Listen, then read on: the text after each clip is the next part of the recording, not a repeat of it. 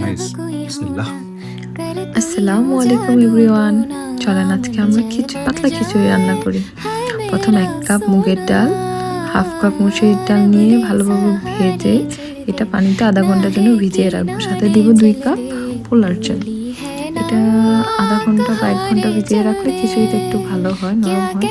তারপর আমরা প্রেসার কুকারে 1 কেজি মাংস, 2 কাপ পেঁয়াজ, 1 চামচ হলুদ, 2 টেবিল চামচ মরিচের গুঁড়া, 1 চামচ ধনিয়ার গুঁড়া, 1 চামচ জিরার গুঁড়া, কয়টা আস্ত গরম মশলা দিয়ে ভালোভাবে এটাকে মেখে তারপর এটার মধ্যে একটুখানি লবণ আর 1 চামচ আদা বাটা দিতে হবে।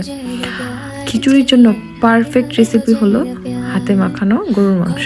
সাথে আমরা কয়টা আলু আর কাঁচামরিচ দিয়ে এটাকে 10 মিনিটের জন্য প্রেসার কুকারে দিয়ে নিব। তারপর আমরা আধা ঘন্টা আগে ভিজানো চালগুলোকে হলুদ, লবণ, কাঁচামরিচ, পেঁয়াজ সবগুলো দিয়ে ভালোভাবে মেখে একটা চুলায় গরম পানি দিয়ে বসিয়ে দেব। পাতলা খিচুড়ি রান্না করার সবচেয়ে বেস্ট জিনিস হলো এটার মধ্যে পানি মেপে দিতে হয় না।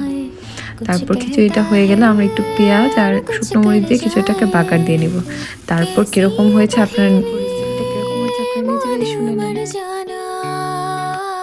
इश्क में বিসমিল্লাহ। जल्दी बड़ा जुर्माना तू सब्र तो नाइस। कर मेरे यार সেই जरा सांस तो ले